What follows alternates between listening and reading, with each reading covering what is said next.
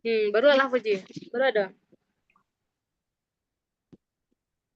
Assalamualaikum warahmatullahi wabarakatuh. Waalaikumsalam warahmatullahi wabarakatuh. Wabarakatuh. Selamat sore kepada semua. Yang terhormat Bapak dosen Dr. Zulafdal MPD selaku dosen pengampu mata kuliah Ekonomi Sumber Daya Manusia serta teman-teman yang saya banggakan. Puji syukur kita panjatkan atas kehadiran Tuhan Yang Maha Esa yang telah memberikan kesempatan hingga kita dapat membuat video pembelajaran untuk pada sore hari ini.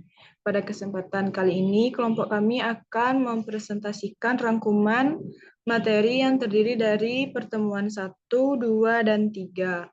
Untuk mempersingkat waktu, langsung saja kita masuk pada pemateri pertama, yakni rekan saya Israni Etika. Kepada Tika dipersilahkan. Baiklah, terima kasih kepada moderator atas kesempatannya. Di sini saya akan menjelaskan materi pada pertemuan 1 yaitu tentang konsep pengangguran. Pengangguran adalah kondisi ketika seseorang yang termasuk dalam angkatan kerja tidak memiliki pekerjaan, tetapi sedang aktif mencari pekerjaan. Pengangguran terjadi ketika jumlah tenaga kerja yang tersedia lebih besar dibandingkan dengan jumlah kesempatan kerja yang ada. Tingkat pengangguran sering digunakan sebagai indikator untuk melihat kondisi perekonomian suatu negara. Jika tingkat pengangguran tinggi, hal ini menandakan bahwa perekonomian belum mampu menyerap tenaga kerja secara optimal. Dampaknya dapat berupa meningkatnya kemiskinan, menurunnya kesejahteraan masyarakat, serta berkurangnya produktivitas ekonomi. Selanjutnya, jenis-jenis pengangguran yang pertama yaitu pengangguran friksional. Pengangguran friksional adalah pengangguran yang terjadi karena adanya perpindahan tenaga kerja dari satu pekerjaan ke pekerjaan lain. Pengangguran ini biasanya bersifat sementara karena tenaga kerja sedang mencari pekerjaan yang lebih sesuai dengan keterampilan, minat, atau tingkat upah yang diinginkan. Pengangguran friksional sering terjadi dalam kondisi pasar kerja yang dinamis. Dalam proses mencari pekerjaan baru, tenaga kerja memerlukan waktu untuk memperoleh informasi tentang peluang kerja yang tersedia. Contohnya seperti seorang karyawan yang keluar dari pekerjaan lama karena ingin mencari pekerjaan dengan gaji yang lebih baik. Yang kedua, pengangguran struktural. Pengangguran struktural terjadi karena adanya perubahan dalam struktur ekonomi yang menyebabkan ketidaksesuaian antara keterampilan tenaga kerja dengan kebutuhan pasar kerja. Perubahan tersebut dapat disebabkan oleh perkembangan teknologi, perubahan pola produksi, atau perubahan sektor ekonomi yang dominan. Dalam kondisi ini, tenaga kerja yang menganggur biasanya membutuhkan pelatihan atau pendidikan tambahan agar dapat menyesuaikan diri dengan kebutuhan pekerjaan yang baru. Contohnya seperti tenaga kerja di sektor pertanian yang kesulitan mendapatkan pekerjaan karena terjadi peralihan ekonomi ke sektor industri dan jasa. Yang ketiga, pengangguran musiman. Pengangguran musiman adalah pengangguran yang terjadi pada waktu-waktu tertentu karena adanya perubahan musim atau siklus kegiatan ekonomi tertentu. Jenis pengangguran ini biasanya terjadi pada sektor yang sangat dipengaruhi oleh kondisi alam atau waktu tertentu. Pengangguran musiman bersifat sementara dan biasanya tenaga kerja akan kembali bekerja ketika musim atau periode kegiatan ekonomi tersebut kembali berlangsung. Contoh, petani yang tidak bekerja setelah musim panen selesai. Yang terakhir, para pelaku pasar tenaga kerja. Yang pertama, rumah tangga.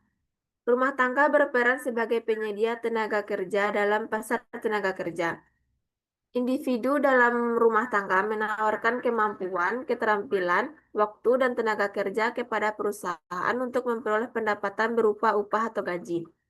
Keputusan rumah tangga untuk bekerja dipengaruhi oleh berbagai faktor seperti tingkat upah, tingkat pendidikan, kondisi ekonomi, serta peluang kerja yang tersedia.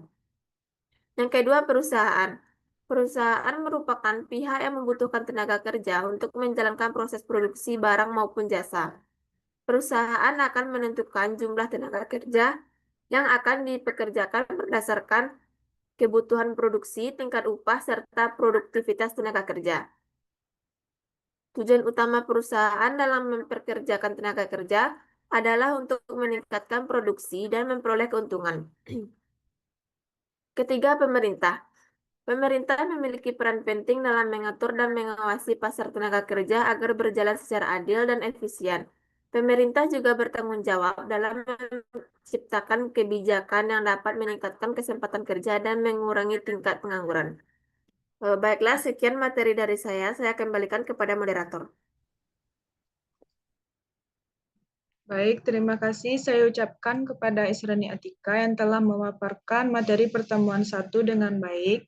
Selanjutnya, pertemuan 2 yang akan saya jelaskan sendiri dengan materi penawaran tenaga kerja. Pada pertemuan kedua ini, kita membahas tentang penawaran kerja. Penawaran tenaga kerja merupakan jumlah tenaga kerja yang bersedia bekerja pada berbagai tingkat upah dalam suatu periode tertentu. Salah satu konsep penting dalam penawaran tenaga kerja adalah angkatan kerja. Angkatan kerja merupakan penduduk usia yang bekerja atau sedang mencari pekerjaan. Untuk mengukur kondisi tenaga kerja dalam suatu negara digunakan beberapa indikator seperti tingkat partisipasi angkatan kerja atau TPAK, tingkat pengangguran, dan rasio employment. Dalam teori ekonomi juga dikenal sebagai kurva indiferensi, yaitu kurva yang menggambarkan kombinasi antara upah dan waktu senggang yang memberikan tingkat kepuasan yang sama bagi para pekerja. Artinya, seseorang harus memiliki antara bekerja untuk mendapatkan pendapatan atau menikmati waktu luang.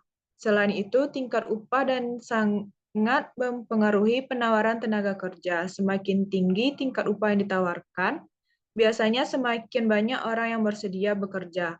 Terakhir, terdapat konsep elastisitas penawaran tenaga kerja, yaitu ukuran yang menunjukkan seberapa besar perubahan jumlah tenaga kerja yang ditawarkan ketika terjadi perubahan tingkat upah.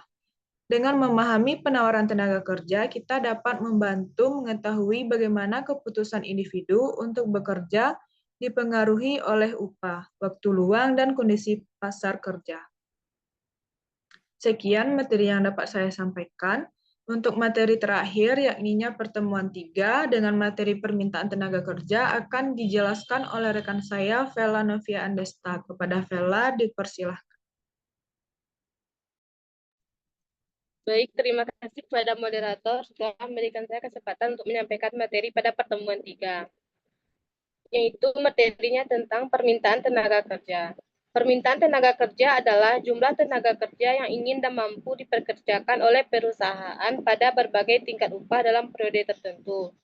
Dalam teori ekonomi, permintaan tenaga kerja bersifat turunan. Artinya, permintaan tenaga kerja muncul karena adanya permintaan terhadap barang dan jasa yang diproduksi di perusahaan.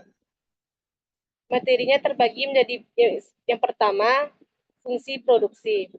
Fungsi produksi adalah hubungan teknis antara jumlah input yang digunakan dengan jumlah output yang dihasilkan dalam suatu proses produksi.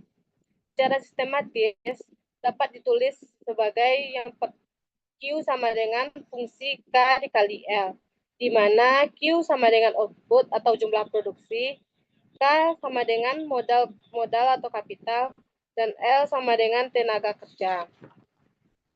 Yang kedua, produk marginal. Produk marginal tenaga kerja adalah tambahan output yang dihasilkan akibat penambahan 1 unit tenaga kerja, di mana dengan rumus MPL sama dengan delta Q per delta L. Artinya, MPL menunjukkan seberapa besar kontribusi tambahan satu pekerja terhadap total produksi. Yang ketiga, produk rata-rata. Produk rata-rata tenaga kerja adalah output rata-rata yang dihasilkan setiap tenaga kerja. Rumusnya APL sama dengan Q per L. Artinya, APL menunjukkan produktivitas rata-rata per kapita. Yang keempat, elastisitas permintaan tenaga kerja. Elastisitas permintaan tenaga kerja adalah ukuran tingkat kepekaan jumlah tenaga kerja yang diminta terhadap perubahan tingkat upah. Dengan rumus ED sama dengan jumlah delta R per jumlah delta W, di mana delta L sama dengan persentase perubahan jumlah tenaga kerja, dan delta L itu persentase perubahan upah. Interpretasi elastisitas. Jika ED besar dari 1, maka permintaan elastis. Yang kedua, jika ED kecil dari 1, maka permintaan inelastis. Yang ketiga, jika ED sama dengan 1, maka itu elastisitas sama dengan uniter. Faktor-faktor yang mempengaruhi elastisitas permintaan tenaga kerja. Yang pertama, elastisitas permintaan terhadap barang yang diproduksi. Jika permintaan barang elastis, maka permintaan tenaga kerja elastis juga. Yang kedua, kemudahan substitusi tenaga kerja dengan modal. Jika mudah diganti mesin sama dengan elastisitas tinggi. Yang ketiga, proporsi biaya tenaga kerja terhadap total biaya. Semakin besar proporsinya, maka semakin elastis tenaga kerjanya. Yang keempat, jangka waktu.